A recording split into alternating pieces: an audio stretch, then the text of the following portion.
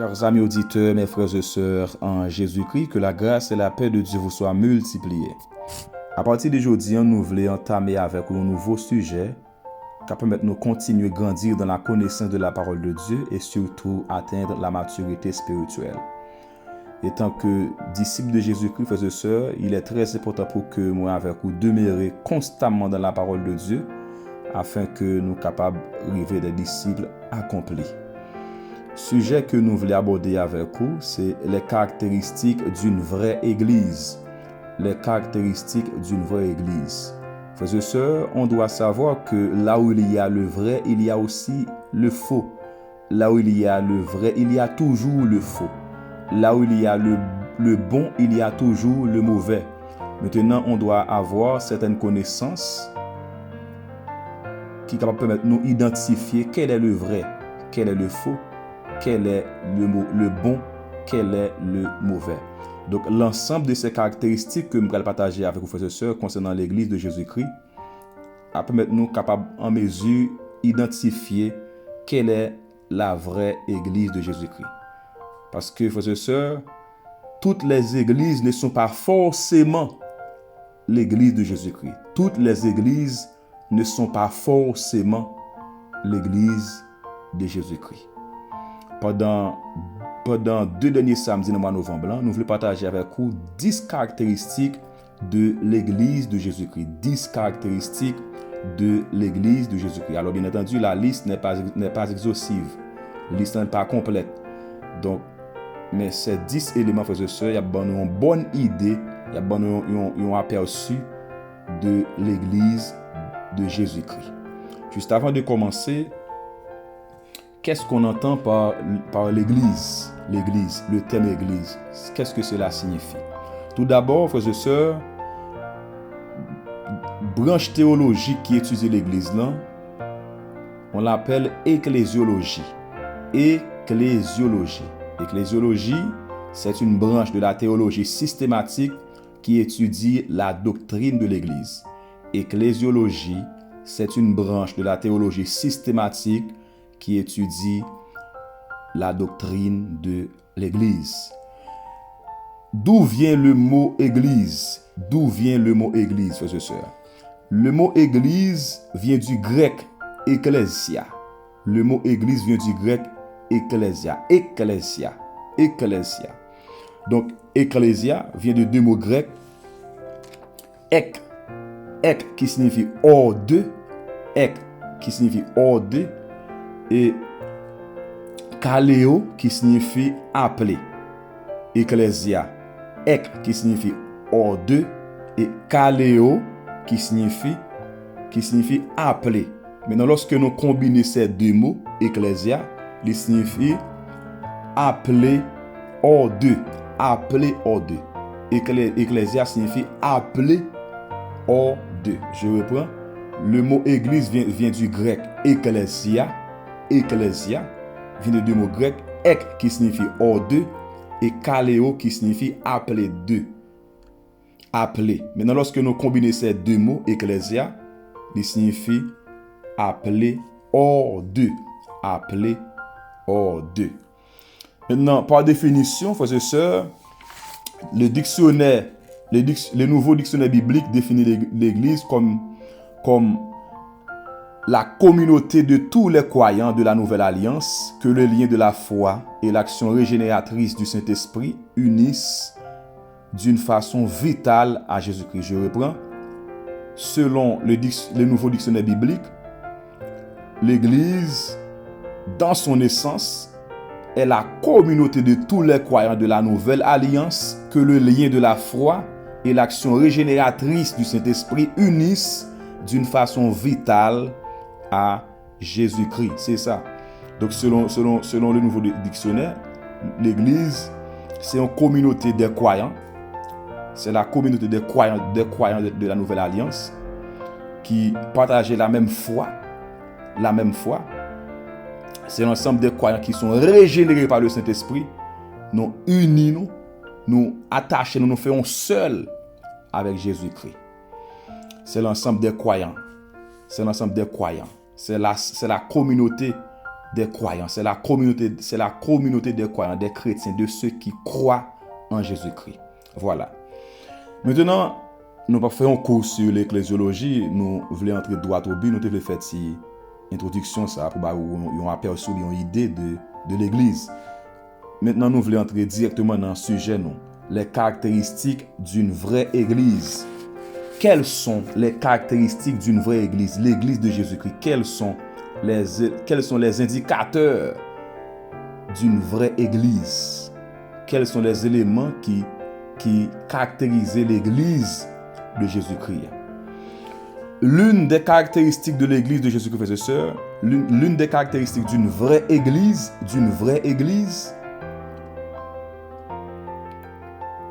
l'église de Jésus-Christ, c'est une église centrée sur Jésus-Christ. Autrement dit, c'est une église christocentrique. C'est une église christocentrique, c'est-à-dire c'est une église centrée, qui est centrée sur Jésus-Christ. C'est une église qui est bâtie, qui est basée sur Jésus-Christ. Regardez avec nous, frères et sœurs, Matthieu chapitre 16, le verset 17 et 18. Matthieu chapitre 16, le verset 17 et 18. Matthieu chapitre 16, le verset 17 et 18. La Bible dit que Jésus, reprenant la parole, lui dit, en parlant de Pierre, il répond à Pierre, « Tu es heureux, Simon, fils de Jonas, car ce ne sont pas la chair et le sang qui t'ont révélé cela, mais c'est mon Père qui est dans les cieux. » Verset 18. « Et moi, je te dis que tu es Pierre, et que sur cette pierre, je bâtirai mon église, et que les portes du séjour des morts ne prévaudront point contre elle. » C'est pour la première fois que le mot église est mentionné dans la Bible. Pour la première fois. Tu es Pierre. C'est-à-dire, ce texte, frères et sœurs, nous révèle que Jésus-Christ, il est le propriétaire de son église. Jésus-Christ est le bâtisseur de son église. Jésus-Christ est le fondateur de son église. Il est l'architecte de son église. Jésus-Christ, frères et sœurs, c'est lui-même qui met l'église là. Il y a l'église qui n'est pas basée sur Jésus-Christ. Il y a l'église qui n'est pas chita, qui n'est pas centrée sur Jésus-Christ, n'est pas l'église de Jésus-Christ. Il n'est pas une vraie église. Donc, vraie l'église, il doit croire que Jésus-Christ est le fondateur de son église. Il doit croire que Jésus-Christ, il était venu. Il doit croire que Jésus-Christ, il était crucifié. Il était mort. Il est ressuscité. Il est monté au ciel. Et il revient bientôt. Une vraie église, il doit croire ça. Il doit croire que Jésus-Christ, il était venu, il était fait. C'est-à-dire, il doit croire dans la naissance virginale de Jésus-Christ. Il doit croire dans la mort de Jésus-Christ. Il doit croire dans la résurrection de Jésus-Christ. Et il doit croire dans le retour de Jésus-Christ. Une église qui pas une croyance, frères et sœurs, n'est pas l'église de Jésus-Christ. Si l'église n'a pas croire dans la naissance virginale de Jésus-Christ, s'il n'a pas croire dans la mort de Jésus-Christ, s'il n'a pas croire dans la résurrection de Jésus-Christ, s'il n'a pas croire au retour de Jésus-Christ, c'est une fausse église. C'est une fausse église. En dehors de ça, frères et sœurs, c'est une fausse église. L'église, il doit gagner croyance, Jésus-Christ, il doit gagner autorité sur l'église. En dehors de ça, nous sommes capables de qualifier cette église comme une fausse église. Ça, c'est l'une des caractéristiques d'une vraie église. L'une des caractéristiques d'une vraie église, c'est-à-dire c'est une église qui est centrée, qui est basée, qui est bâtie sur Jésus-Christ, selon Matthieu 16, versets 17 et 18. Deuxième caractéristique d'une vraie église. Deuxième caractéristique. Non seulement c'est une église qui est centrée sur Jésus-Christ, deuxièmement, une vraie église, frères et sœurs, c'est une église qui est dirigée par le Saint-Esprit. C'est une église qui est dirigée par le Saint-Esprit. Regardez avec nous Actes chapitre 2, verset 1 à 4. Actes des apôtres, chapitre 2, verset 1 à 4. Actes chapitre 2, verset 1 à 4. N'appelez-vous à la gloire de Dieu. Le jour de la Pentecôte, ils étaient tous ensemble dans le même lieu. Tout à coup, il vint du ciel un bruit comme celui d'un vent impétueux, et il remplit toute la maison où ils étaient assis. Des langues, semblables à des langues de feu, leur apparurent, séparées les unes des autres, et se posèrent sur chacun d'eux. Verset 4. Et ils furent tous remplis du Saint-Esprit, et se mirent à parler en d'autres langues, selon que l'Esprit leur donnait de s'exprimer. Ce texte nous parle de l'effusion du Saint-Esprit, l'effusion du Saint-Esprit, la manifestation du Saint-Esprit. L'Église, frères et sœurs, Jésus-Christ il était prophétisé de l'Église dans Matthieu chapitre 16. Mais l'Église, là c'est l'inauguration de l'Église. Actes des apôtres chapitre 2 nous révèle l'inauguration de l'Église. C'est le Saint-Esprit qui inaugurait l'Église. C'est là l'Église inaugurée, frères et sœurs. C'est là l'Église inaugurée. C'est là l'Église prend naissance. C'est là, frères et sœurs. C'est là. Donc, Saint-Esprit, frères et sœurs, il est le gérant de l'Église de Jésus-Christ. Saint-Esprit, il est le gestionnaire. Il est l'administrateur de l'Église de Jésus-Christ. L'Église de Jésus-Christ, frères et sœurs, doit dépendre totalement du Saint-Esprit. Vrai l'Église, il doit dépendre totalement du Saint-Esprit. Il y a l'Église qui pas laissé le diriger par l'Esprit. Il y a l'Église qui pas laissé le diriger par le Saint-Esprit. Il pas l'Église de Jésus-Christ. Le Saint-Esprit, il doit à l'œuvre dans l'Église là. L'Église il doit vivre sous l'égide, sous la tutelle du Saint-Esprit. L'Église il doit vivre sous la dépendance du Saint-Esprit. Cet-Esprit, c'est lui-même qui doit coordonner tout ça qu'a fait dans l'Église là. Donc leader, pasteur ou bien évangéliste, pas connaît, il doit travailler de concert avec Saint-Esprit. Pasteurs, ce sont des collaborateurs, ce sont des collaborateurs du Saint-Esprit. Ils doivent être d'accord pour coopérer, pour collaborer avec Saint-Esprit. Parce que l'Église, c'est pas un monde qui a dirigé, c'est Saint-Esprit qui doit diriger l'Église là. Tout ça qu'a fait dans l'assemblée, il doit être fait sous l'approbation du Saint-Esprit. Il doit être fait sous l'égide du Saint-Esprit. L'Église, ce n'est pas la propriété d'un homme. L'Église, ce n'est pas le bien privé d'un homme. L'Église, ce n'est pas l'affaire d'un homme. L'Église, c'est la propriété de Jésus-Christ. L'Église, c'est l'affaire de Jésus-Christ. C'est une des raisons, frères et sœurs, nous devons laisser nous diriger par le Saint-Esprit. Il y a l'Église qui mettait Saint-Esprit de côté. Il y a l'Église qui pas croire dans cet esprit, l'Église qui pas dépend de cet esprit, n'est pas l'Église de Jésus-Christ. C'est la deuxième caractéristique d'une vraie Église, c'est la dépendance totale du Saint-Esprit. Une vraie Église, c'est une Église qui est dirigée par le Saint-Esprit, qui dépend totalement du Saint-Esprit. Selon Actes 2, verset 1 à 14, nous voyons que cet esprit, c'est lui-même qui doit,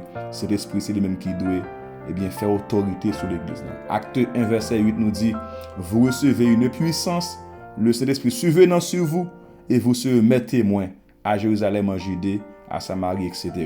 Donc cet esprit, frères et sœurs, il était venu, c'est pas sans raison, lorsque Jésus finale, il dit, là, voyons l'autre consolateur, il connaît pour qui ça le dit ça, parce qu'il connaît que nous ne sommes pas capables de faire rien sans le Saint-Esprit. Troisième caractéristique d'une vraie Église,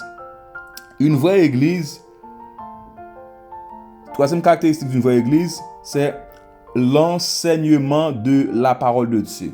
L'enseignement de la parole de Dieu. Regardez Actes des Apôtres, chapitre 2, verset 42. Actes des Apôtres, chapitre 2, le verset 42, nous dit quoi? Le texte nous dit, ils persévérèrent dans l'enseignement des apôtres, À savoir, sous les versets précédents, après, ce sont des croyants, les croyants. Ils persévérèrent dans l'enseignement des apôtres. C'est-à-dire que ce est une vraie église. La parole de Dieu doit faire autorité là-dedans. Les saintes écritures doivent faire autorité là-dedans. Il y a l'église qui pas chita sur la parole de Dieu n'est pas une vraie église. La Bible, il doit faire autorité l'église là. L'église là, il doit croire dans l'autorité de la Bible, il doit croire dans l'inspiration de la Bible, il doit croire dans l'inhérence de la Bible. Dans le cas contraire, elle n'est pas l'église de Jésus-Christ. C'est la Bible qui boussole nous. C'est la Bible qui constitution nous. Même si l'église a un règlement intérieur, le règlement intérieur, il doit inspirer des saintes écritures. Il doit baser, il doit chita, il doit en accord aux saintes écritures. Il doit en accord, frères et sœurs, avec la parole de Dieu. Si le règlement intérieur là, les contraire, les aller à l'encontre de la parole de Dieu, il n'est pas bon, il doit corriger. Je ne pas dire que c'est mauvais pour l'église qui a un règlement intérieur, c'est normal, il est capable de gagner. Mais le règlement intérieur là, il n'est pas au-dessus de la Bible. Il n'est pas au-dessus. L'église, parole moun a plus valeur que la Bible là-dedans. Ça moun dit, ça auteur dit, ça pasteur dit, a plus valeur que ça la parole de Dieu dit. Non! La parole de Dieu lui doit au-dessus. Toute décision qu'elle prend, frère et sœur, lui doit inspirer de la parole de Dieu. Ah oui, tout principe doit baser, doit inspirer de la parole de Dieu. Nous devons enseigner la parole de Dieu. Nous devons avoir une étude biblique l'église là. L'église pas qu'à bonne santé s'il pas une étude biblique pour enseigner membres, pour enseigner la parole de Dieu. Nous devons avoir une étude biblique. Nous devons avoir une étude biblique dans l'assemblée frères et sœurs. Très souvent, l'église qui plus remet danser, voler, etc. Mais nous négligeons l'essentiel. C'est une raison texte dit dans Osée 4:6. Mon peuple périt parce qu'il lui manque de connaissance. La connaissance de la parole de Dieu. Nous n'avons réuni, mais nous ne connaissons pas bon Dieu. Nous ne connaissons pas bon Dieu, nous ne connaissons pas Jésus-Christ. Pourquoi? Parce que nous n'avons pas enseigné la parole de Dieu. La parole de Dieu, il doit prêcher dans l'église. Toute la Bible doit prêcher l'église. Nous devons prendre temps pour nous enseigner membres pour nous capables de connaître de voyons envers bon Dieu, pour connaître qui est-ce qui bon Dieu a. C'est dans la parole de Dieu pour connaître quelle est la volonté de Dieu. Dans la parole de Dieu. Très souvent, nous avons temps pour nous faire toute bagaille, mais la parole de Dieu, pas de temps pour la parole de Dieu prêcher. Ça, c'est très mauvais. Donc, c'est une caractéristique importante d'une vraie église, c'est l'enseignement de la parole de Dieu. L'enseignement des saintes écritures.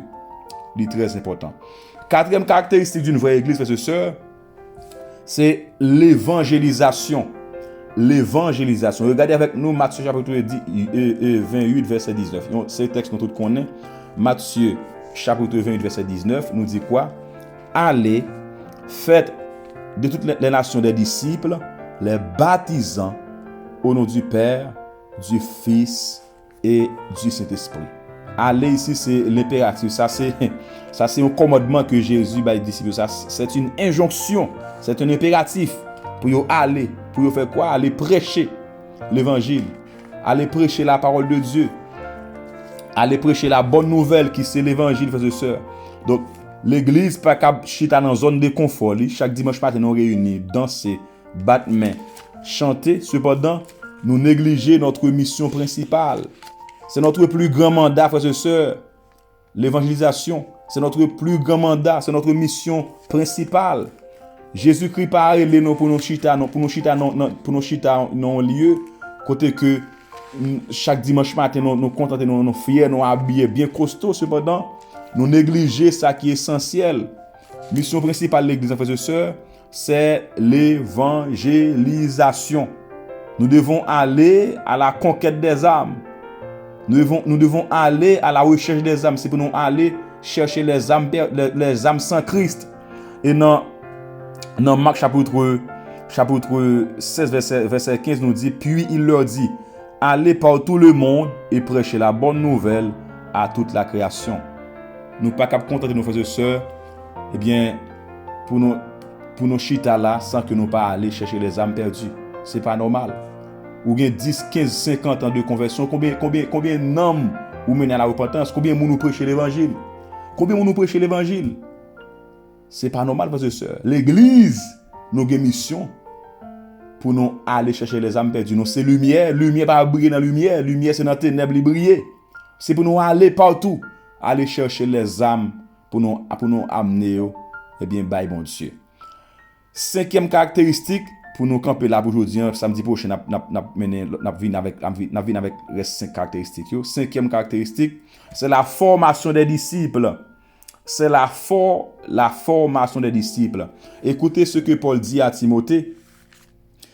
Et Paul dit à Timothée, et ce que tu as entendu de moi en présence de beaucoup de témoins, confie-le à des hommes fidèles qui soient capables de l'enseigner aussi à d'autres. Ça, c'est Paul qui dit Timothée ça. Donc, Paul dit que même gens m'enseigner, ou même tout ça que m'enseigne là, aller transmettre les aux autres. Un disciple, il doit faire des disciples. Ah oui, frères et sœurs, c'est très important.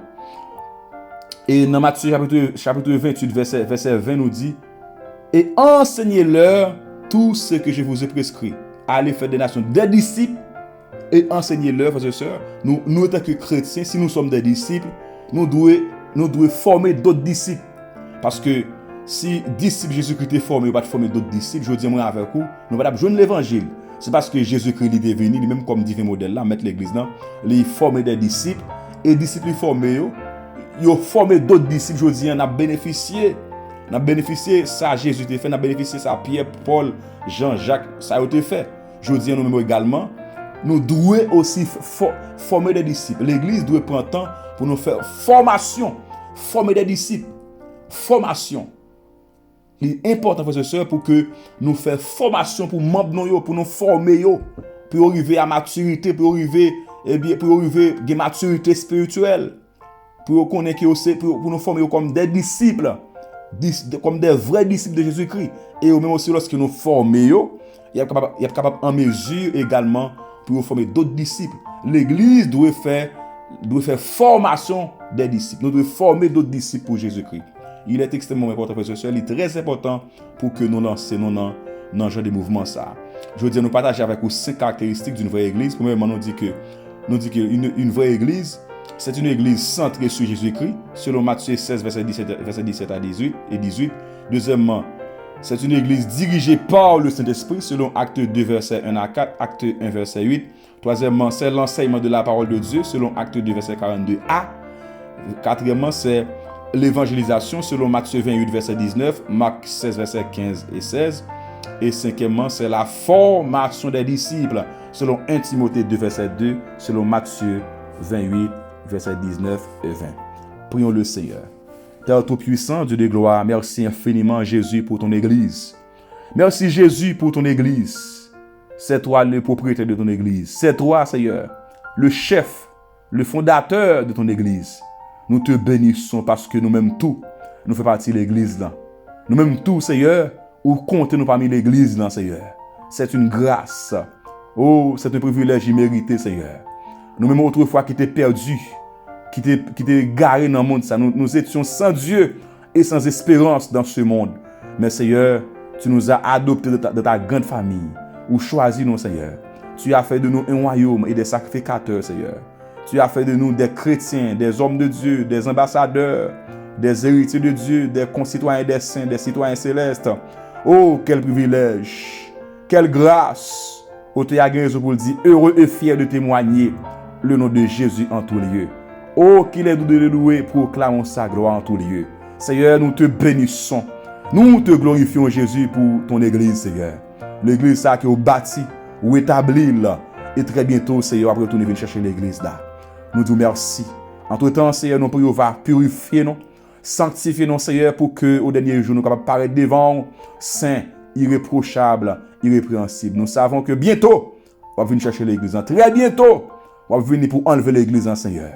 Nous demandons pour rêver nos pères, pas quitter nous sombrer dans le sommeil spirituel, pas quitter nous égarer, Seigneur, pas quitter nous tomber dans la fausse doctrine, Pas quitter nous faire défection par rapport à, pas quitter nous faire défection de la foi, Seigneur. Pas quitter nous faire naufrage par rapport à la foi, Seigneur. Pas quitter nos bon Dieu d'amour tomber dans le mal, Seigneur Dieu. Va quimber nous, fortifier nos Père Céleste. Ou va relever l'esprit, non. Relever conscience, non, Seigneur. Relever mémoire, non, Seigneur. Ou va faire nos grâces. Transformer la vie, non, Jésus. Fais nous comprendre que, papa, nous, c'est l'église. Nous sommes l'église. Fais nous comprendre que, Seigneur, amen, nous sommes une race élue. Nous sommes un sacerdoce royal. Nous sommes un peuple saint. Nous pas n'importe qui, Seigneur. Bonne grâce au Dieu fidèle. Bonne grâce. Si quelqu'un qui est garé, si quelqu'un, Seigneur Dieu, qui tombe dans fausse doctrine, si quelqu'un, bon Dieu d'amour, qui tombe dans hérésie, mon bon Dieu d'amour va sauver yo. Ou va ouvrir les yeux, Seigneur. Ou va, bon Dieu d'amour, éclaircir yo, Père Céleste, pour qu'on connaisse que l'église, ce n'est pas l'affaire de normes, mais c'est l'affaire de Dieu. Bénis ton peuple. Fortifie l'église, Seigneur. Raffermis-nous. Donne grâce pour nous demeurer fermes, Seigneur Dieu. En attendant, Seigneur, vous venez chercher l'église là. Merci pour ta parole. Merci pour ta grâce. Bénis-nous. Fortifie-nous, Seigneur. Et bonne victoire. Au nom de Jésus, notre Sauveur, Seigneur. Lui qui est la tête glorifiée de l'église. À lui seul sur la gloire. L'honneur, la louange, la force, la puissance, le règne. Au siècle des siècles. Amen. Samedi prochain, si Dieu veut, n'a venir avec 5 autres caractéristiques qui permettent d'identifier quelle est la vraie église de Jésus-Christ. Pas négliger, pas hésiter, partager enseignement ça. Et si vous avez des questions, eh bien, vous pouvez poser des questions dans les commentaires là. Et nous-mêmes, nous sommes en mesure pour nous répondre. Que bon Dieu fortifie, que bon Dieu fasse grâce, que bon Dieu nous partager et encourager frères et sœurs pour abonner avec la chaîne ça, de façon de toujours recevoir, eh bien, enseignement ça chaque samedi. Soyez bénis. À samedi prochain si Dieu veut.